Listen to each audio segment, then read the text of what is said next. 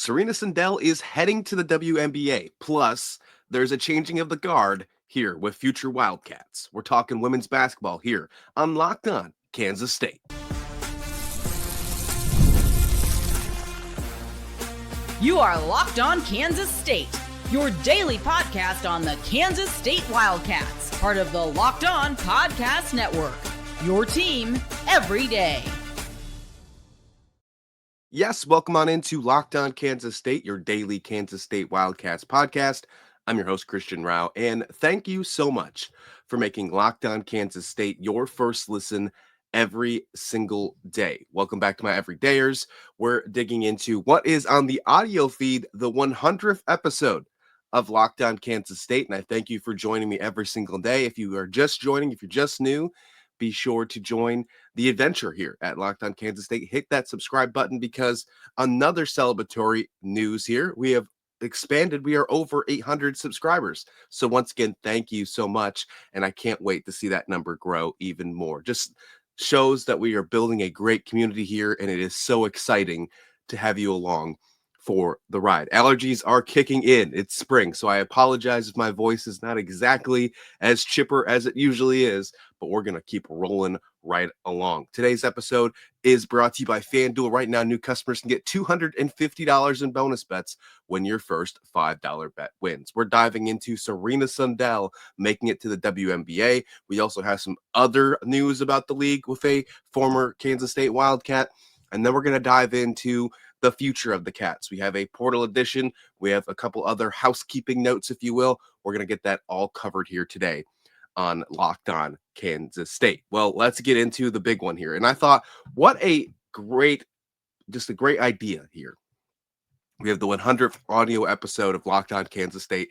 Words for celebration.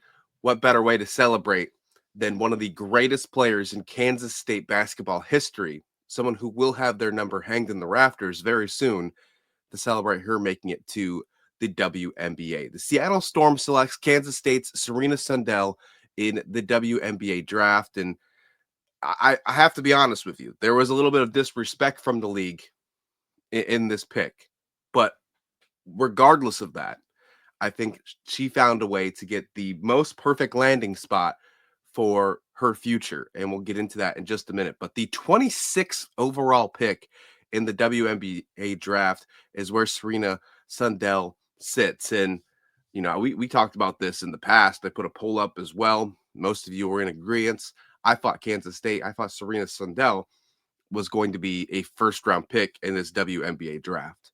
She slid down the board. She was invited to New York to sit and have her name be called and stand up there with the jersey. She got to do all that stuff as well. It just happened a lot later than what we expected. And, you know, it's not a bad thing.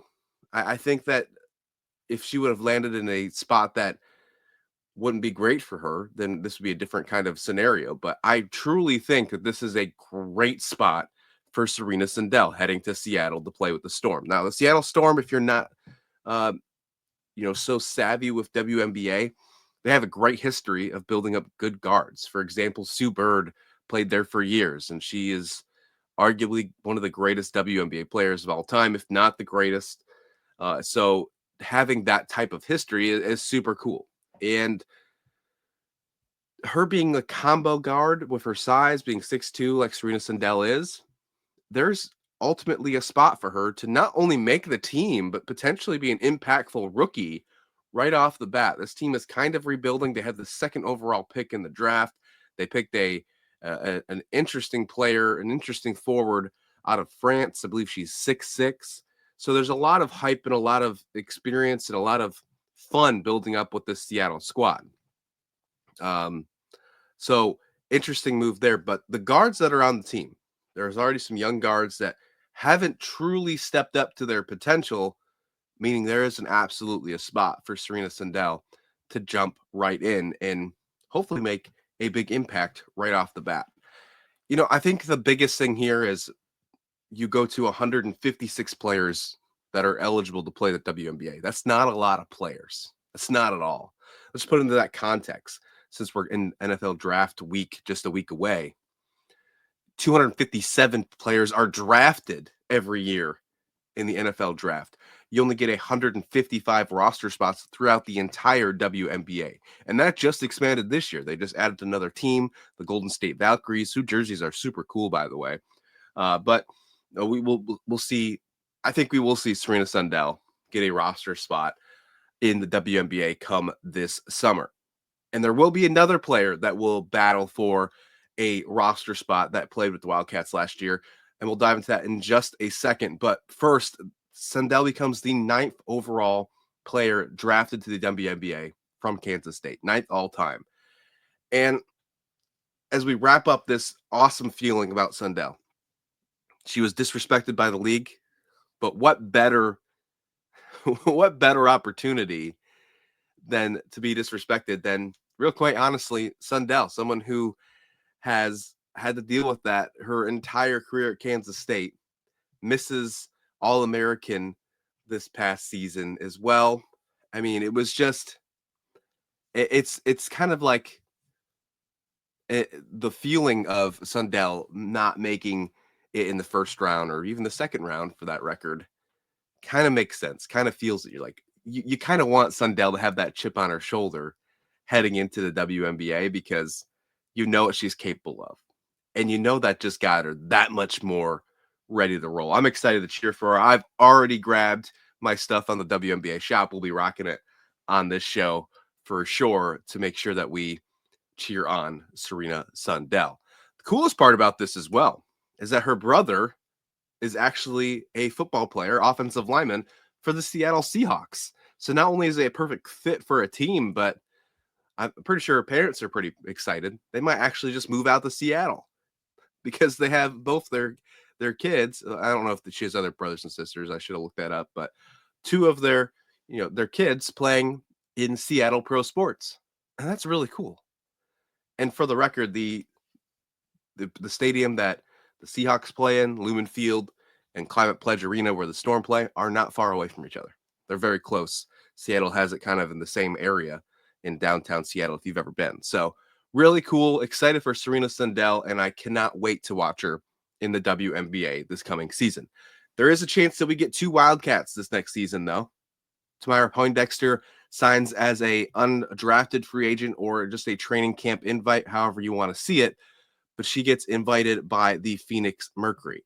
So they reached out to her. It was on social media that they really wanted to get her, and they want her to try out for the team this next coming season. Really cool, really exciting for that for Poindexter, because I think she has the opportunity to make a splash as well. What we saw from her in the tournament, what we saw from her towards the end of the season, really just her 1 year in Kansas State, it's just really, really neat to be able to see her do that. She's the 4th player in program history to sign a free agent deal in the WNBA.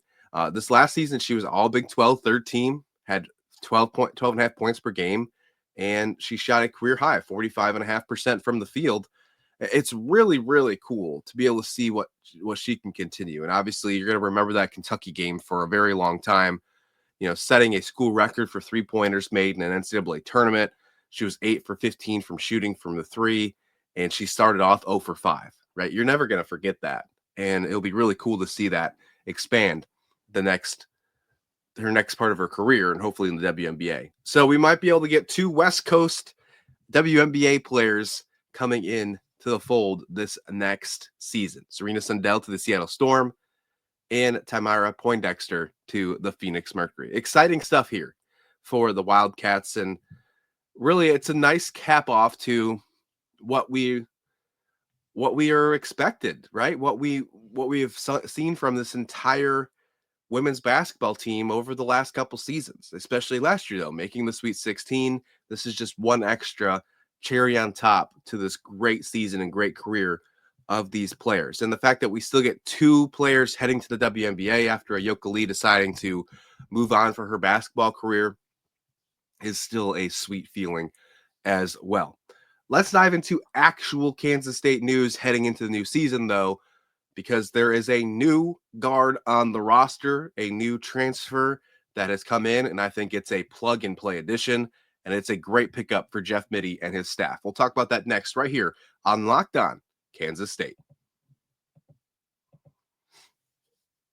Well, the NBA playoffs are almost here. The play-in games were just started last night, so plenty of excitement.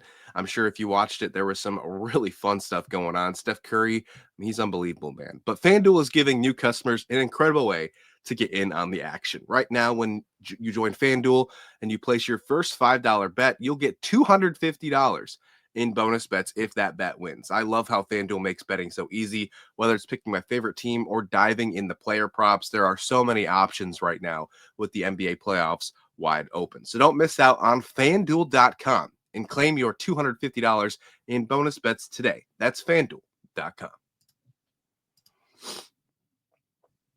And thank you so much for making Locked On Kansas State your first listen every single day. And we're diving into an exciting episode, 100th episode on the audio feed. And again, I thank you so much for coming back and making this an exciting thing for me to do every single day here, bringing you Kansas State Wildcats coverage like no one else. Even when the allergies are high, we're rocking and rolling here on the show. Serena Sundell, Temira Poindexter are heading to the WNBA, but there is a new player in town in Manhattan and is going to look to fill the shoes of Serena Sundell, at least for one season, at least try to, right? Because it's going to be really some tough shoes to fill, but I like her as a plug and play player. Tess Heal, the 5'10 junior, is coming to Kansas State. She recently played for Stanford last season. She's also was a 2-year starter at Santa Clara before that. The Australian native is now going to the Little Apple. And this is an exciting piece because when you dig into the numbers of her last season at Stanford, if you just focus on just the points, you would be like, okay, fine, it's just a normal kind of portal pickup. But when you dive into more of the, not even advanced stats, but just her actual shooting in general, I think you have a true plug and play player for Jeff Mittie. Last year, she shot 49% from three-pointer, almost 50%. And it wasn't just like 4 shots either. I think she had almost 40 makes. She had 87.5% from the free throw line, and she was first on the team in field goal percentage, shooting from the entire field with over 50%. She led the entire Stanford Cardinal team in all 3 of those categories: field goal, free throws, and 3-point percentage. She's a shooter. She's an absolute shooter, and I think that is a huge pickup for Jeff Mittie and this coaching staff. They have a lot of work to do still, just because they have to build up. Right now, there is 9 guaranteed players coming back, maybe 10 if Kennedy Taylor gets her waiver.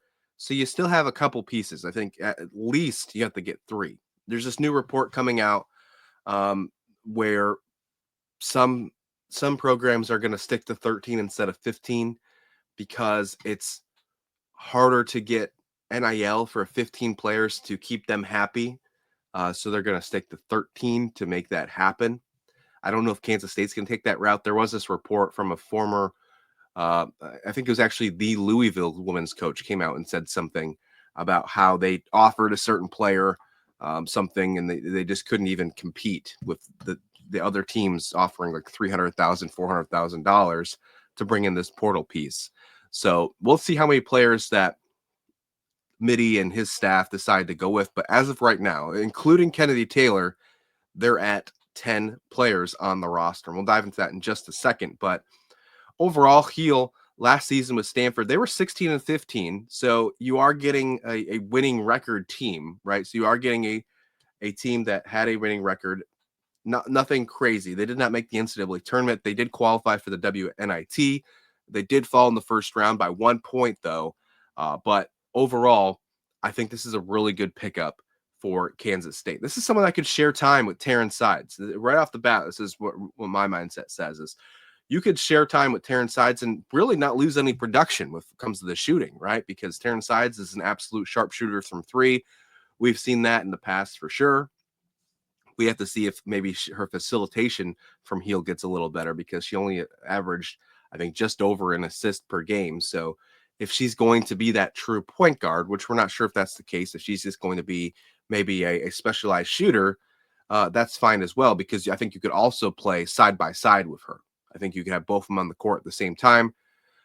The only issue that I saw from Heal's game, just looking at the stats and from the few highlights that I watched before we dug into this podcast today, it's not much. So I will be diving in more in the coming days. But the only issue that really I saw is she didn't shoot enough last season. When you look at these numbers, 50% from the field, 87.5% from the free throw line, almost 50% from the 3-point line.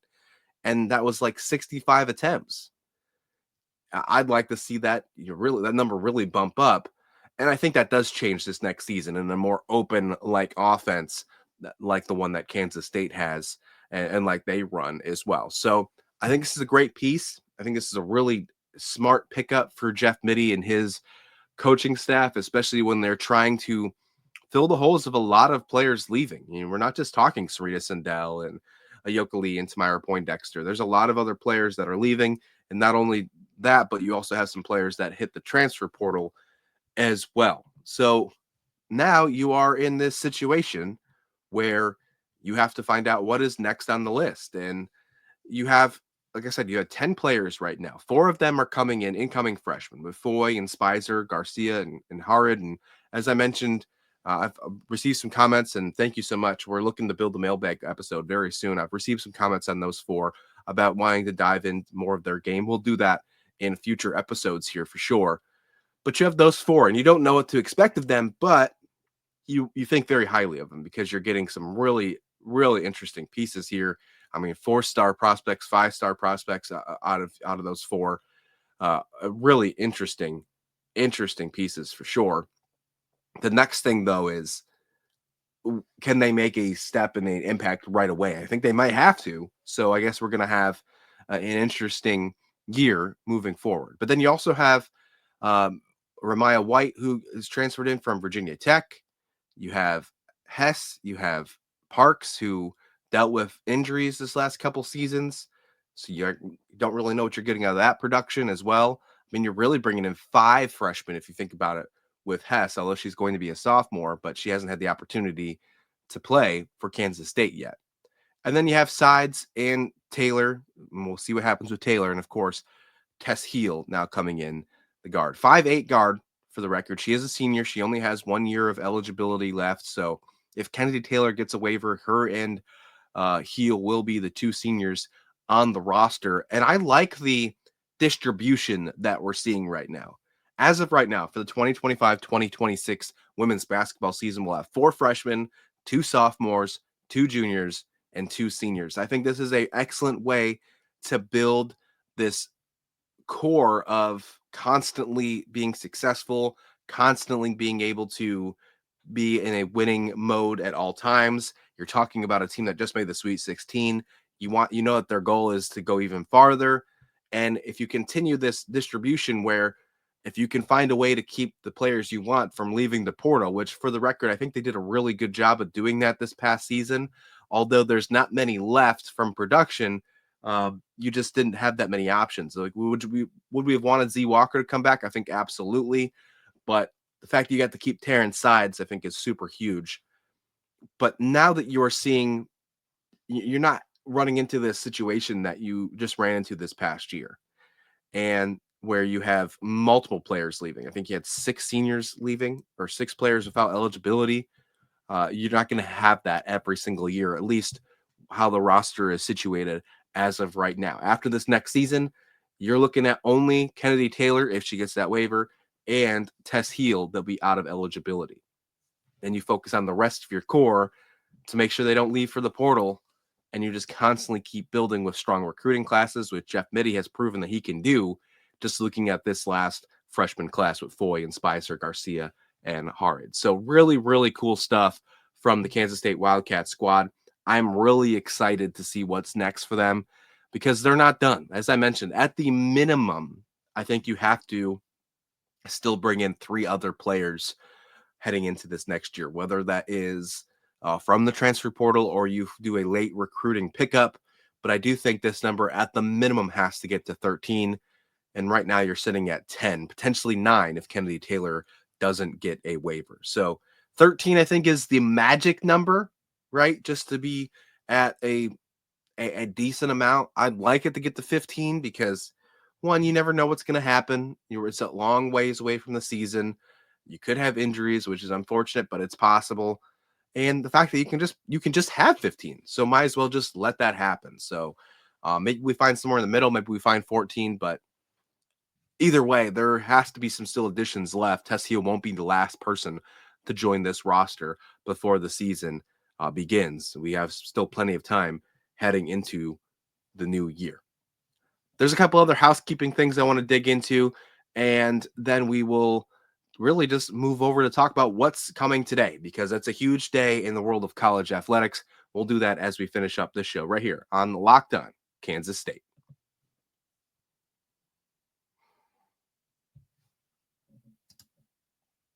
And welcome back to Locked On Kansas State, your daily Kansas State Wildcats podcast. We're mentioning that Serena Sundell, 9th WNBA draft pick in Kansas State women's basketball history, going to the Seattle Storm. Tamara Poindexter signs a deal, a training camp invite with the Phoenix Mercury. Exciting times for the women's basketball team. We're going to dive into men's hoops very soon because, as I mentioned, this is the 100th episode on the audio feed. I couldn't give it to the men's because it's not as exciting as what we're getting on the women's side right now. There's a lot of news, though. We need to break it down. We'll have that in the coming days, maybe even tomorrow's episode as well. I don't want to promise anything, though, because this transfer portal for the football side opens today. The spring transfer portal opens today. It's only a 10-day window, and we know how crazy this potentially can be. We're already seeing rumors flying with those delusional Tennessee fans thinking they're going to get Avery Johnson. He's not going anywhere. Shout out to Fitz over on 24/7 Sports, put out a hilarious short last night saying that Avery Johnson was wearing an orange practice jersey at practice last night. I thought that was absolutely hilarious. What a gem to end my night last night. But Avery Johnson isn't going anywhere, folks. Don't worry about that. He is here. He is not going anywhere. He is sitting in Manhattan. But on the men's side, we have plenty to talk about. More players leaving the portal.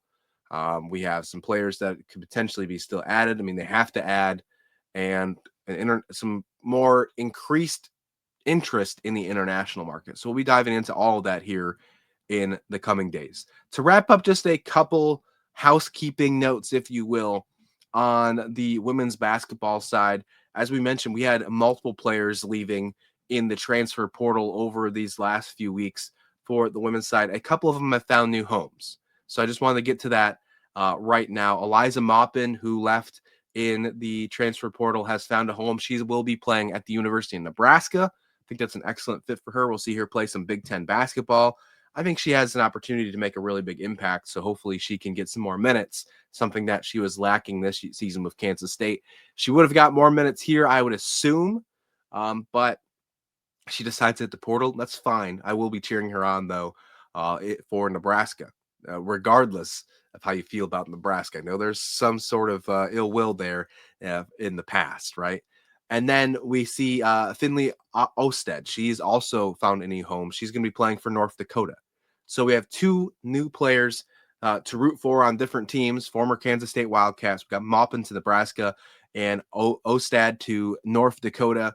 There's still four other players that have hit the portal that have not found homes yet. We're still working on where Z Walker's going to play. Briley Glenn, we're going to see where she plays. Jalessa Sanchez and Amani Lester. So we'll make sure we keep you updated on that one. But still, 6 players left for the portal. You had 4 players, no eligibility left. And then with the exception of Kennedy Taylor for just this conversation, you have 10 new holes to fill on this women's basketball team, potentially 11 if Kennedy Taylor is no longer with the team. There was a conversation, though, just a little bit of good feelings that if Kennedy Taylor's waiver is approved, she will be with Kansas State. She has said that in the past. Jeff Mitty's also said that as well. She will play for the Wildcats. She won't enter the portal. She won't go anywhere else. She's sticking with Kansas State. So good feelings, because I think her and Sides can really take this team to the next step, because this is where you have to look now. You have to have some sort of leadership. And even if it's Taylor in just one season, I think she can command presence and respect down low, and especially with someone like Taryn Sides and Hess now with her shooting ability from the outside. I'm really excited how this team is building. There's still a lot of things that still need to be done with the next 3 or 4 pieces for Kansas State's women's basketball team, but I have a lot of faith in Jeff Mitty. I absolutely do. Just look at those 4 recruiting picks that he has just this season alone. These freshmen, lots to be excited about as well. I want to get into a mailbag episode. I know I've brought it up, haven't got a lot of comments on that yet, but please, please, please, if you have an idea or questions or thoughts and you want to have me go over on a show, I'd love to. Drop your thoughts in one of the comments on any of the videos that you're listening to. If you want to put a Q dash at the beginning of it, that'd help even more. Or you can hit me up on Twitter X at LockedOnKState. Dive into a potential thoughts on a mailbag episode coming up in the coming days. We have the spring portal open for football. We have the portals open for both basketball teams. There's a lot to talk about, but we always can have more. And we'll make sure that we can do that right here on Locked On Kansas State. And I thank you for making Locked On Kansas State your first listen today. For your second listen, check out Locked On NFL Draft with Damian Parson and Keith Sanchez as your favorite players get ready for the next level. Get the latest draft rankings, rumors, and news every day. Find Locked On NFL Draft and YouTube wherever you listen to your podcast. I'm going to get some Claritin in.